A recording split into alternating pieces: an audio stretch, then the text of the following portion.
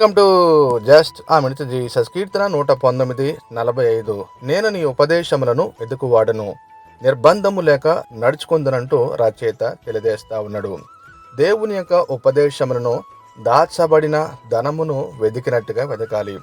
అదేవిధంగా వెండిని వెదికినట్లుగా వెదకాలి.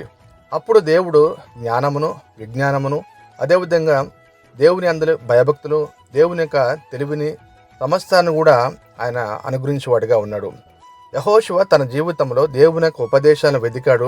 తన జీవితంలో ఎక్కడా కూడా ఓటమేది లేకుండా గొప్ప పరాక్రమశాలిగా జయ జీవితాన్ని జీవించడం జరిగింది.